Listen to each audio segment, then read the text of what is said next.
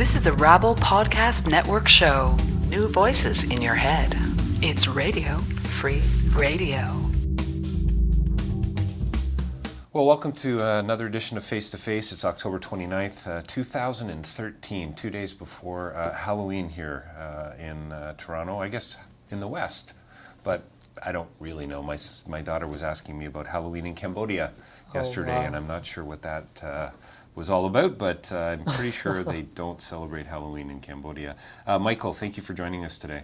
Thanks for having me, man. So my guest today is Michael Prosserman from an organization called Unity. He's going to tell you a little bit more about what they do and what they're up to. Maybe a little bit about a holiday fundraising campaign they're involved in right now, and also something we were just chatting about briefly about a new kind of exciting initiative they're working on, a social enterprise clothing line, which is kind of cool, and that's unishop.ca. Michael, what's the address of Unity's website? It's www.unitycharity.com. Unitycharity.com. Yeah. So you're a break dancer? That's me. That's you. So tell me a little bit more about how, why you ended up pursuing breakdancing and how it got you to this point here today. Yeah, absolutely. I mean, I just love to do it. When I was a little kid, I was about 3 years old. I used to watch TV upside down on my head for whatever reason. This is a strange thing I did as a child. That is a pretty strange thing. Yeah. Kind of freaked out my mom because she thought, because I was only 3, that I might hurt myself or break my neck or something. So she put me in gymnastics school and got me doing some flips on these bars and stuff and jumping into pits of foam and whatnot. Did you have kind of no fear as a kid? Not really, actually. I just loved being upside down and going on my hands. I loved being upside down. There's the quote. That's going to go on the bio for sure. I mean, I skateboarded a lot as a kid. Cool. And up until a certain point, and that's what 30 some years ago that I skateboarded. And I was never fearless. I could go to a certain point, and then I just couldn't go any further. So there were certain things I wouldn't do. Yeah, right? yeah. But, no, I'm all about just going for it. I mean, I was really good at walking on my hands, and that became a strange thing that I did. And I don't know, eventually when I saw breakdancing, it just made sense. So you have no idea why you like watching television upside down. Maybe I could see it clearer, I don't know. That's right. Well, for me, I mean, I've studied philosophy for years. So for me, it's all about the question. It's all about the structure and the framework. So if you're seeing the world upside down. I mean, already you're as a young, was it 3, did you say? 3 years old. 3 years old, you're already saying, there's something not right with things the way they are right side up.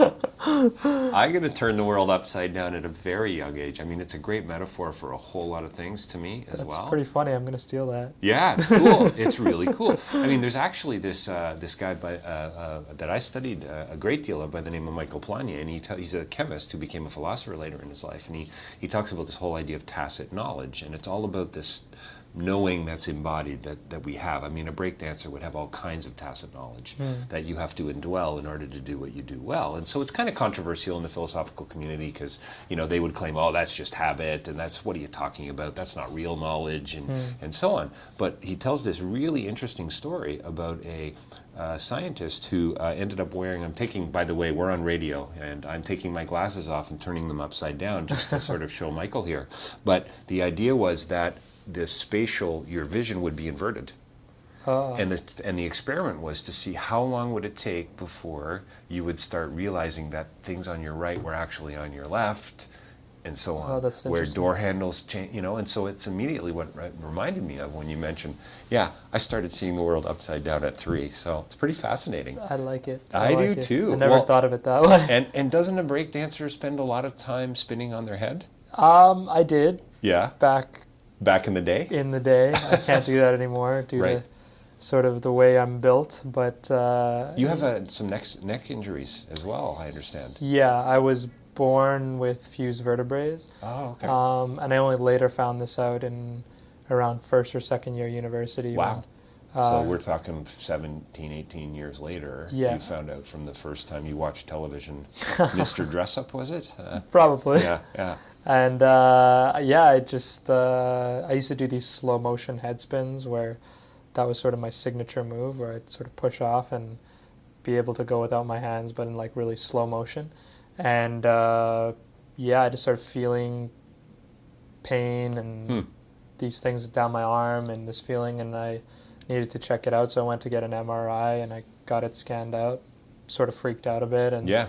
the doctor just said, stop dancing. Stop dancing, yeah. Like all forms of dancing, or just stay off your head? Stop doing physical activity. Wow, okay. So that's a big shutdown? Yeah, it was kind of crappy. Yeah, I guess so. For 3 years, I just stopped breakdancing. Okay. And then I kind of said, screw it. And did you have the idea for Unity at this point at all? This was, as Unity was developing. As Unity was developing, okay. Yeah, this was during university, so we had registered Unity as a student club at this point. It wasn't an official charity. We weren't registered with the government or anything like that. Yeah. But I was just bringing it to more and more schools at that time. But yeah, it was a pretty big letdown to have to stop dancing. But then I just said screw it, and I want to do what I want to do and do what I love, and I'll find different ways to do that. So I don't go on my head anymore, and I'm able to still break dance and compete and travel. Right. So you were competing. So you start doing this at a fairly young age. You don't skateboard, you break dance. I mean, do you make money break dancing? I mean, do you get trophies dancing? I mean, how does that work? Yeah, like you can win and get the cash prize, but like you don't make it your career necessarily. Right. I got to travel to all sorts of cool places. They fly us out to battle in England or Japan. I just went 2 weeks ago. Holland. Yeah, I mean, you sort of become this like somebody in a world of nobodies. Right. But and what makes you a good breakdancer? Sorry, I'm you got to educate me here, Michael. What makes you a better breakdancer than somebody else? Is it just is it that you're creating new stuff, or is it a style that you choose, or are you just really good at it, or is it a little bit of all of that? Depends. I mean, there comes experience in anything you do. You can kind of just look at a guy who plays yo-yo and you could tell if they just started or if they're just like a whiz at it. That's from a general sort of non-breakdancing crowd, but if you look at, if you're an actual breakdancer, you can tell the little technicalities of the little details. And after about 5 years, 10 years, you start to pick up on those like little nuances of like how you place your foot. Did you just start? Or did you watch it on MTV, or did you have a teacher at school that was an incentive for you to get involved? Or well, learning to do handstands actually paid off at this point because I was strong and had good balance. Right. So I was in a sense a bit ahead of some of the people who had just started who didn't have that. Right. So you had an upper body strength as well. Yeah, exactly. Balance, yeah. Just jump right into it. So a little bit of a gift going on maybe in some regards, but also plenty of hard work by the sounds of it. It was more hard work and luck that matched the two together. I wouldn't say I'm natural at anything, to be honest. It was just a lot of practice, and then it translated into this other world which actually started making sense to me, which was the dance. Right. I saw a dude doing this move called a 1990, which is like spinning on one hand upside down. Okay. And as soon as I saw that, this was at a bar mitzvah when I was like 12. Which is pretty funny. Yeah, it was pretty jokes. That's hysterical. Yeah, it was pretty funny. And this guy is just coincidentally from one of the top crews in the world. He happened to get hired and his crew to perform. They're called the Boogie Brats. That's the name of their crew. And anyways, I saw this and I'm like, I need that. So I went home. I need that in my life. I need that. Like, that's cool. That's amazing. I got to learn how to do that. I want to see that again. I want to do that. Cool. I want to be so part you were of that. fascinated kind of by the energy of it, the technique of it, and the skill probably involved to actually be able to do something like that. Yeah, and it just opened. Precision. Yeah, it just opened my mind, right? Like, cool. I'm like, neat. Wow, I knew I could walk on my hands, but I didn't know I could spin on them. Like, right. Nice stepping stone to sort of what was next for you. How old were you at that point? So bar mitzvah? Probably 12, 13. It's 12 when I saw it, 13 when I started really trying it. And they did before. That was just before they had YouTube. So I'd go to this website that doesn't exist anymore, but it was pre-YouTube. Man, you're old. Yeah, right.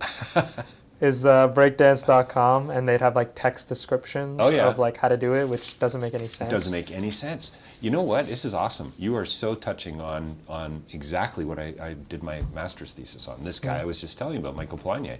You know, you can have a textual description of how to ride a bike. It's probably not going to help. No. You got to get on the bike and ride it. You can, apparently, there's a mathematical formula for how to ride a bike. So it's not really going to help my 6-year-old with training wheels, you know what I'm saying? No. So it's really kind of a cool thing. So what you've done is you've built up all this sort of embodied knowledge over the years that allows you to do what you do well, I think. It's building blocks, you know, little steps that ultimately reach toward this sort of bigger goal from a technical perspective. Absolutely, and I think that translates into dancing, but it also translates into what we do with Unity, because I mean, I became a professional breakdancer, whatever you would call that, just by doing it and trying, failing, and just figuring it out myself and amongst my friends who also didn't really know what they were doing. They're just trying it. And that's the same with Unity. I mean, we don't have professional anyone's working for us. We just try it. We see other people doing it. They do it well. We copy a little bit what we think works and throw out the stuff we don't think works. So what is Unity? So you got about 8 or 9 employees. You're in this fancy investment office in downtown Toronto here. I'm very impressed. I'm a little surprised we haven't had like a cheese tray and a little glass of wine arrive yet. Right. Well, we're actually moving out of here. Okay. That's, any... Donated space, by the way, just to be clear. Any donated space we will take, and it served its purpose for the first 5 years of our growth. It's neat. But now we're on to more creative space, Yeah. which is what people would imagine. Of course, yeah. Would like be a space where you could actually probably rehearse and, exactly. film video, that kind of stuff. And we're not sitting on top of each other. Right, yeah. You're doing what you have to do to make it work. I'll never forget walking into the office of Make Poverty History in Ottawa thinking, wow, this is going to be cool, and isn't this going to be awesome? And you've got a space, 100 square feet there, 10 by 10? Oh, yeah. I walk in, no kidding, office is smaller, and just books and papers, and I think it was a real eye-opener for me. Okay, this is what you got to do to make a nonprofit work. This is what, these are the kinds of costs that are involved, You're going to be sitting on top of each other, and potentially more so in coffee shops than anywhere else. Yeah, you got to do what you got to do, especially I think on any kind of entrepreneurial level. And I want to talk more about your enterprise, your social enterprise with the clothing in a few minutes. But I think it's all kind of connected. Yeah. I think your line about you trying, failing, and figuring it out on your own. I mean, talk about a TEDx talk. You know? I mean, that's awesome. I mean, that's really what it's about. It's about stepping out, I think, in fear, take the risk, and make sense of it. So Unity is, you got about 9 employees, you're nonprofit, charitable status, you're raising funds, you're engaging young people to do what? Dance? We're engaging, we say we engage youth through cool stuff like breakdancing, spoken word, poetry, graffiti art, and beatboxing to ultimately empower them to become role models. So, we use these art forms to get them hooked because they're cool and they speak to these young people, mostly high schools and teenagers who are some of the more difficult young people to reach when, they just tell it straight up like it is. And we use this to hook them into, a deeper leadership program, teaching them how to use presentation skills for real life, set goals for their future, have some stress management so that they can, use the art to deal with some of their anger. We have a tagline that's express your stress and develop skills for success. So get rid of the anger so you can focus on not only just what's in front of you, but on your future as well. Are teenagers really angry today? Oh, yeah. I mean... About what? I can guess. I mean, I was a teenager, obviously, 27 years ago or whatever the heck it was. Yeah, I suppose, angry mostly, I don't know. I think mostly at the church, actually. I was angry back then. That's funny, yeah. That's a whole other podcast. That's another situation. That's right. I'm not super opinionated on that sort of thing. I just generally focus on what I focus on. So what are kids angry about today? Yeah, a lot. I mean, especially if you're going into communities that, have a lot of their own challenges. Kids are just lost. They're putting a lot of decisions on kids, causing a lot of stress, especially as they're going through high school. Like are you talking like career marks, university future, stuff? And a lot of sometimes what are you doing with your life? what are you doing? And that's also coming both from family and from school. Sure. Yeah. And sort of this separation of like labeling systems within schools. For example, if a kid gets himself into academic math early on in in high school, they're sort of on this path to go to university. And if they get into applied or developmentally delayed or whatever the different terms they have, they're sort of on a different path, and this label sort of defines their future in some ways. So we want to allow young people to define new labels for themselves. Yeah. Michael, what about, you've been in a lot, hundreds of schools over the last 10 years, 8, 9 years, something like that? Yeah. Unity's been around 2005, is that right? It started as a high school project in 2004. 2004. When I was in grade 11. What else are young people dealing with today? I mean, are we talking about the classic stuff, kind of peer pressure, consumerism, suicide, sex, drug, are these all part of it? Yeah, absolutely. Teenagers are teenagers. Teenagers are teenagers, and, they deal with all these issues. And we don't like to call ourselves an anti-drug or anti-violence or anti-anything, because it's a more holistic approach. If you go at a kid and you're like, I'm offering an anti-drug program with hip-hop, it's just like, cool, go away, Yeah. It's just, so we'd rather say we're just offering a hip-hop program, and then we embed the leadership, which creates better capacity for these kids to deal with all these challenges. Interesting. Do the students at any point ever feel tricked? Oh, great. Yeah, you guys were about bullying all along. We knew it. No, because we don't overkill it. We're still subliminal with that messaging. And we really wait till the end of the project to really go deeper. Right. And we do it in a very human way. It's not about, bringing in a bullying expert. We're still, everyone who facilitates is an artist. And they're a top artist in their art form. So we're not tricking them in any way, shape, or form. They're getting lessons on how to do their art form, and embedded in those lessons are these other skills. Is it something that takes place during school hours, or is this an after-school program? It's an after-school program. Oh, yeah. It's an 18-week program that happens in right now 8 schools. But and this is just Toronto, GTA, Ontario? Right now we focus the after-school program in GTA. Okay. But we're rolling out another program nationally. We call it the Unity Hub. Which is an employment training program for young artists. And that's happening now in Halifax and Calgary. And funny enough, we launched it first in Halifax, and now we're going to be launching it in Toronto after that's doing interesting. it in a different city. So I'm really interested to follow this line of thinking for a couple of minutes. So you've got dejected youth on some level, I suppose. Are you concerned about the future for them? We're talking about future leaders.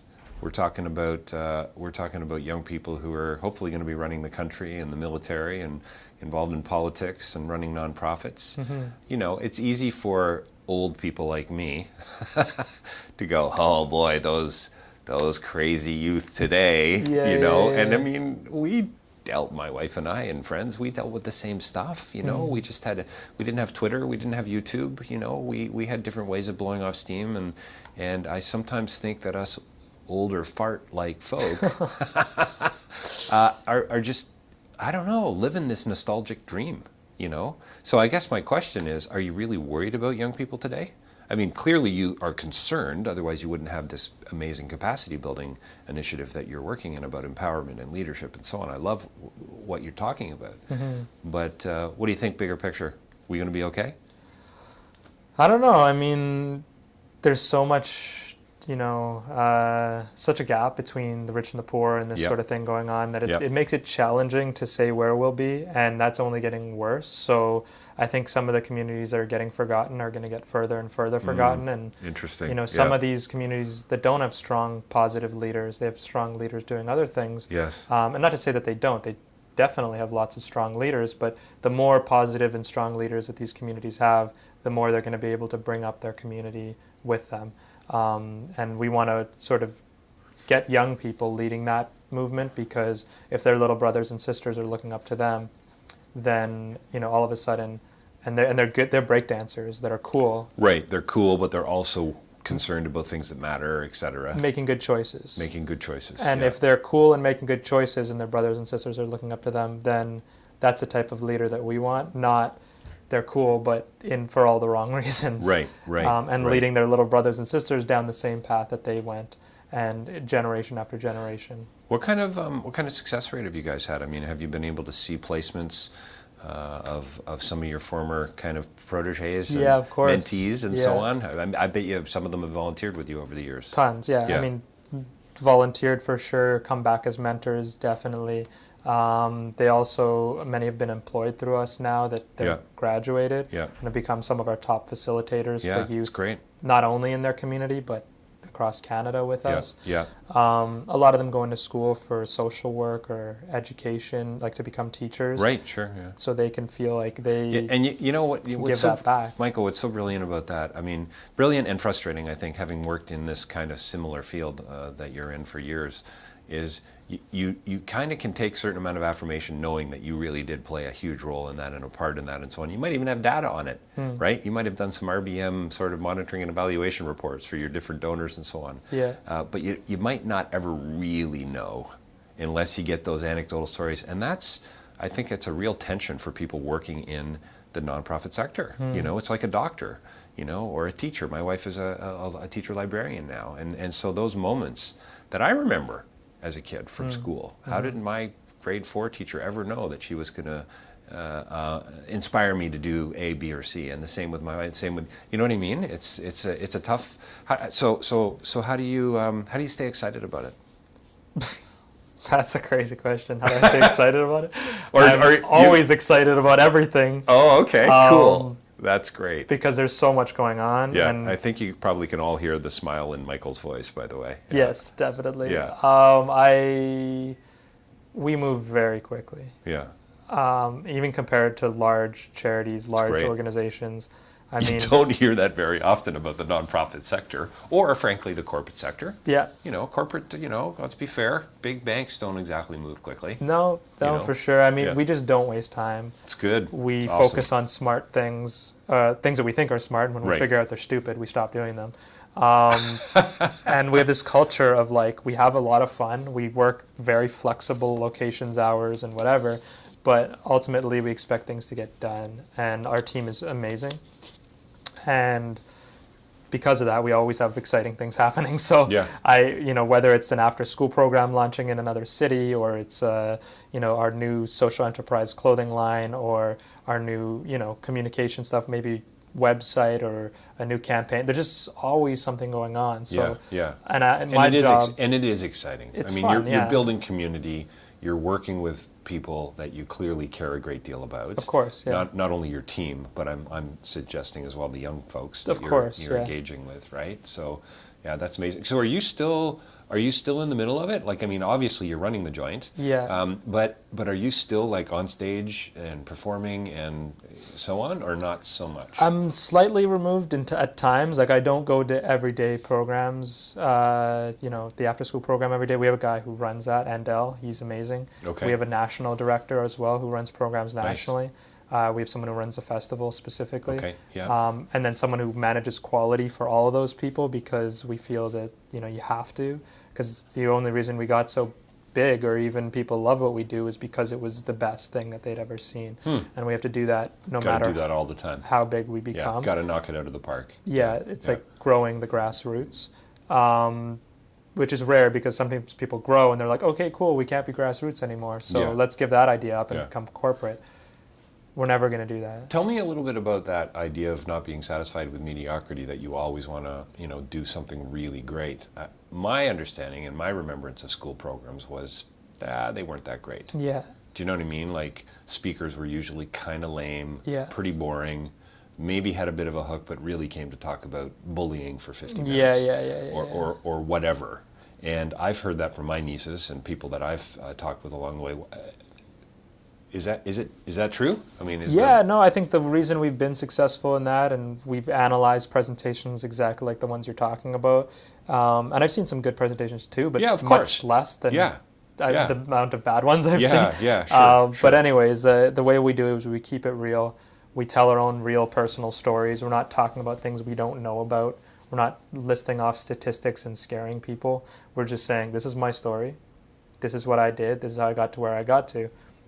and we structure those stories, Sure. Yep. accordingly. But we're not making up our story. It's our story. We do performances, so kids get hooked. They think that's cool. We tell our story, and we ask them to share their story as Right, part of the program, and teach them how to do that in a safe way, because that can also open up a can of worms. But yeah. So the other question I'm really interested in is the hook. So you come, you do a presentation, and then you say, hey, by the way, we're coming next week to do an after-school program, or starting on January the 1st, we'll be back to do this. Exactly. Please sign up now. Yeah, so we have something called a Unity Day, which is a day where we... Is that the one at Dundas Square? No. Okay, No. I want you to tell me more about that. 35,000 people at this thing. Yeah, it's insane. That's another whole we need to talk about that. Awesome thing. But yeah, so Unity Day, yeah. Yeah, so Unity Day is a full day where we take over school for about, usually the younger guys, grade 9s and 10s, so always in high schools, and we get them pumped up. We do an assembly in the morning where we tell our stories, perform, and even do these skits that are sort of cheesy, but we sort of make fun of them and directly, right, like sure. an after-school special, and people laugh. So we do that assembly in the morning that gets people hooked. We do a cipher in the hallways, like in the middle of the... Well, I don't even know what that is. Oh yeah, so in the middle of a big open space, we'll just make a big circle, and people can jump in and dance and share their art form, and it's very organic, and it feels almost now like you're getting a sense for how old I am. No, you're good. Most people don't know what a cipher is. In your defense. Good. Excellent. But anyway, so this thing gets people really engaged, and they jump in, and you start seeing kids who never done art forms or you didn't know they did jumping in the middle. And it's also kind of that raw energy. It feels like a fight almost, and then people come up to it and they're like, oh, it's a cipher, and kids know what this is, and they jump in. And is it all breakdancing? No, you get MCs, you get dancers, often beatboxers, so we just throw all the art forms in there. But anyways, that's sort of, then in the afternoon we actually replace classroom time with workshops, so we go into dance class, sometimes a gym class with a breakdancing workshop, so it's like an introduction to the art form. So this whole crazy Unity Day gets kids super amped, and we then say, now we're coming next week to this for this after school program that's going to happen year round. That's actually going to start year round every week? Yeah, every week. Wow. For 18 weeks. Wow. Yeah, that's significant. It's a commitment, yeah. And you've been, lots of kids have gone through this. Tons. We get about 200 kids each year going through this program. Oh, that's amazing. Yeah, it's life changing, and I really feel that we're not just messing around. We're not just teaching dance here. Right. Yeah. We have it's good. 20, 30 pages of lesson plans written by our best artists on how they facilitate each week and themes for each week. So it's not just, let's teach dance. It's like this week we're teaching presentation skills. Right. This week we're teaching teamwork. Having a crew and what that means. A second sort of support structure in your life. I love the community-like nature of it. Yeah. The whole idea of a crew, to me, sound like people you trust. Yeah. And that I think trust probably is the thing that rings the loudest for me. Yeah. These are people you'd be performing with, speaking with, hanging out with, right? Yeah, and they learn a lot about each other. Yeah, sure. We've had a lot of, surveys and testimonials showing kids, learn about each other's stories. Yeah, so course. The kid maybe being bullied and the bullies start to say, hey, maybe we should just chill out now and get to know each other because you're actually going through some real life stuff. Yeah. So when you first started out, so I know you're a break dancer. I know you're clearly a passionate guy, and you like to stand on your head at a very young age. Yeah. Why did you want to kind of change the world? That always fascinates me because clearly you are an entrepreneur in that sense. You're an innerpreneur, as some have said in the last few years. Never heard that. Why? What was driving you? I just love it. Yeah. I love dancing. Yeah. I love the feeling of, the pride when you see a young person that you've worked with or your own best friend now having a job with you that, it can be so rewarding to do what you love and give back at the same time. Right. There's nothing better. And I get people from corporate world, because we do have now corporate sponsors jumping on board and getting involved because, they're maybe my age, but they used to break dance or they used to do some sort of hip hop or they even just listen to it. And then they're just kind of like, hey, you did it. And I feel that from someone wearing a suit next to me. So I'm just so proud to, have not just gone the corporate route, even though I totally could have. And I'm not anti-corporate in any way, shape, or form. It's just, we work very closely together with a lot of our the corporations. But the idea of being able to change the world and do something that you love and getting paid at the same time, there's so many. Does it get much better No, than that? exactly. Right. You wake up every day. Well, is there a sense? Do you think there's a sense, it. and loving it? Do you think there's a sense when a lot of us do sell out, sort of? No, I don't think so. I mean, if that ever happens to me, I'm just gonna disappear and move to a mountain somewhere. Right. And need to recharge life, because I think people make choices. Yeah, absolutely. People make conscious and sometimes not so conscious choices. Well, even that's a choice, right? I mean, to not think about the choices you're making, it's a bit of a contradiction, but that was a choice you made somewhere along the line. Probably happens more often than people consciously choosing things, because I don't think common sense is super common. And it's just if you love something, then do it. And you'll find a way to, pay yourself to do it. And I'm not just talking about, doing a nonprofit. It's if you want to sell candy and you want to be the best in that, look at people around you who are selling candy, look for a void and fill that gap. I mean, do what you love. I don't think it's too far from the tree. It's just you got to fight for it, and the first 5 to 10 years will suck terribly. That's pretty funny. Also, the title of a TED Talk that maybe you should be Oh working yeah, on. I don't know. The first 5 years will suck terribly. Is that it? Yeah, that's funny. It is funny. I think that could be awesome. That I should be taking notes. That could be pretty fun. Tell me about I went to T-shirts. You called it a clothing line. Sounds way higher end. Tell me about this social enterprise that you guys have just launched.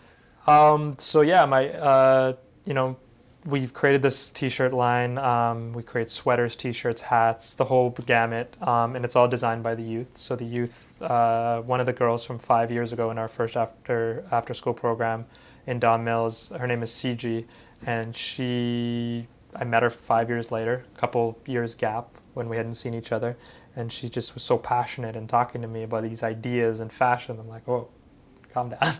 I didn't know what to do with all this information, but I was just happy to see she was doing well, and she had started her own clothing line. Then we brought her in, because we used to just sell T-shirts with our logo on them. Right. And we brought her on as an internship. We got a summer job grant from the Ontario government, and we hired her for the summer. And she created a website, she created new designs, she brought in a team of youth, and they designed this whole clothing line. And now, we're making profit that goes back into the charity. Have you learned any of what you're doing, and I hope you forgive me for the comparison potentially, but the me to we, free the children kind of approach, is that sort of where you're heading, or? Yeah, yes and no. I mean, I feel that we're not trying to become a full-on enterprise in that sense. I'd rather get these things on people's backs, and again, I don't know how they do their thing, but get these T-shirts and clothing on people's backs, more people's backs, for cheap, because we can get it manufactured for cheap. So maybe just a little above, so we make a little bit on it. Yeah, sure. It's not about becoming an enterprise. It's about getting the word out there more than anything, and having the kids feel proud, because we have a thing that we say that when you wear our clothing, you live our values. So respect, passion, integrity, and community. You can't wear this shirt to a party and get super drunk, because that's a big no-no. And we always say that. My son just started Cub Scouts. It's kind of got sorry for the comparison, but it's got a little bit of that Cub Scout integrity edge to it. Absolutely. We help people across the road. I mean, the second night my son's out at his Cub Scouts, they're out at a park cleaning up. He's 8. I mean, these are the values they're teaching. I'm thinking, geez, they should be playing capture the flag tonight, not collecting garbage. But that's what they did for, it's pretty amazing. It's so the idea is, though, that you want it to be sustainable. I mean, you want your clothes. It's got right. I mean, that's, I think, one of the issues right now. Everybody seems to be concerned about donors and people in the field is how do we make these things, these initiatives. It's great that you're doing all these wonderful things, but if ultimately everybody just has to keep paying for it, then it's a little harder to make it last long. Absolutely. And I feel we dabble in everything in terms of fundraising, from selling clothing that makes money to working with school boards who pay for our services because they see value in them. They see value in it, to donors who... Canadian government, they come alongside at all? We have support from That's great. Canadian, Ontario, Toronto, nice. Local, provincial, federal. A lot of corporations have been jumping on board and getting involved. it's just It's exciting. cool. Yeah. It's really neat. So tell me about your crazy Dundas Square Day. 35. So you've done this for 1 year now or something? No, we've done it for 5 years? years. Okay. But I mean, it started in a small theater on, I think, Church Street or Jarvis. Okay. And the Betty Elephant Theater. And then we got a grant 1 year and booked out Dundas Square. And this was 2 or 3 years ago for the first time. And then we got another grant and we brought in a headliner. And the whole idea is giving the youth who are part of our programs year round a stage and to share that stage with one of their heroes in hip hop. Like 200-300 kids performed. We had hundreds of volunteers from high school.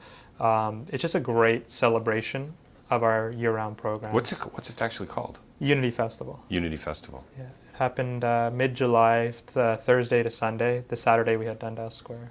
Thursday to Sunday? Yeah. Wow, that's a serious event. It's pretty intense. That is pretty intense. Headliner, who is the headliner? Or This year was Talib Kweli. Right, know them or him or her well. Yeah. It's all good. You can look it up. You can Google it. That's right. You can Google it, yeah. We also had some other, like every day there's like a mini event, an art form specific event, we call them. Yeah. So Thursday was a beatbox event at the Mod Club. Friday was a breakdancing and all styles event at Phoenix.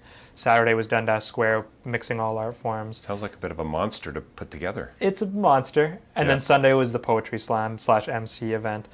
So every day also had its own mini headliner. So it had like Rozelle, who's a beatboxing legend. Right. On Thursday. Yeah. So for the beatboxers, this is one of the better beatboxing events, and it's all focused on youth, because you get big hip hop events happening all the time, but never are youth given the stage, more than 2 minutes at the end, or even at all. So clearly, breakdancing, dancing of any kind, is driven by music, and and hip hop, from what I know about it, is pretty in your face. Often, it's transparent, authentic. Do you think those are things that have allowed you to be successful as well? Obviously building community, good values, integrity, all these things come into play. But I sometimes wonder if one of the reasons why young people are angry or upset or whatever is that they haven't been given a space to be themselves, right? To actually say, this really bothers me and here's why, and be in a setting where they're open with others and others are open with them. That's safe. Yeah, and it sounds to me like you guys maybe are providing some of that. Absolutely. I mean, not every kid loves sports. Right. And I think we all assume that kids either play basketball, baseball, or soccer, and or hockey. I mean, it's not true. And some kids don't like sports. Some kids like to draw. And we have,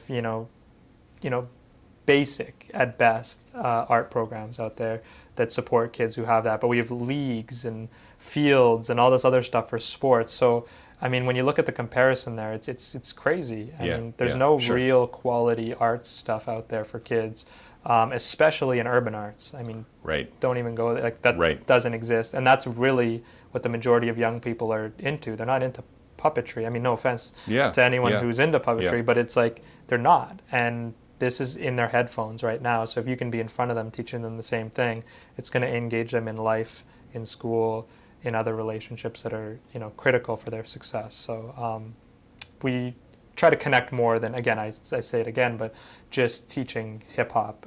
But it's a culture. So when they leave the school, they can be part of that too. They don't have to only participate in this after school program. It's like they're becoming part of hip hop culture.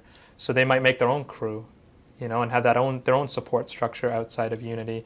They might go to a jam and win it themselves that we didn't run, because hip hop is a culture. Yeah, sure. So, yeah, I think it's bigger than just Unity providing this after-school program. You sound to me, just to kind of, we're going to have to wrap it up real soon, but to circle back to the question I had to you, about young people today and youth, are they, the angry youth, and are you feeling okay? Are we going to be okay? Kind of. To me, you sound pretty hopeful. I'm all about the positive. I don't like talking about the negative, just because it only perpetuates it, in my opinion. I mean, it's good to be knowledgeable what's going on. I don't want to be ignorant in that sense, but at the same time, I think people often talk too much about the negative. So I'm going to legitimately be that guy who only focuses on the positive, and people like it more. Like, bleeding sells and what bleeds reads or whatever people that rhyme goes, but people like the positive way more, and I don't think anyone is really focusing on that. And I was in marketing and business, and that's what my major was, and they're always like trying to find convincing ways to sell things to people. I think the most convincing thing is to just be honest, be humble, be real, and tell it like it is. Because sounds like some politicians could do well with your program. Yeah, yeah, straight up. I'm just like, what are you saying? Like, just tell me what's going on, you know? Yeah. Like, just put down all the bullshit and just be yourself. Because ultimately, I mean, when you lie about something, it just bites you in the ass. Ultimately, later it down seems the road. Ultimately, it's gonna, you know, that whole pay it forward. Maybe that's pay it backward. Yeah, people call it that. People call it karma. Like whatever you call it. Yeah. It's just a real thing. It's like if you lie now, it's gonna hurt later. Yeah. So just like be straight up. Yeah, exactly. I often say, what's the downside to injecting a little more truth into a situation? And that, of course, you know, you got to use a little bit of wisdom and hopefully, you know, a bit of a care and concern as well, because the truth can hurt. Totally. But I love what you're talking about there: humility, integrity, passion, commitment, making choices. Wow, you would have made a great existentialist. I don't even know what that is. Well, there you go. I'm just tossing around a little lingo as well, right? The philosopher that I am, right? Cool. So that's, listen, this has been wonderful. Thank you so much. So website is what? UnityCharity.com. UnityCharity.com. And you've also got the new enterprise, Uni Shop. Is that Uni-Shop? No, it's just UNISHOP.ca. Check out the new social enterprise, the clothing line there. Unity Day next year in 50 schools. 50 schools, and then the actual festival, when does that happen? Oh, that's going to be happening in July of In July of next year. So stay tuned. Thanks a lot for joining us today. Really appreciate it, and it's pretty clear to me there's always a little more going on than meets the eye. So, thanks, Transformers. Thanks so much for having me. Thanks.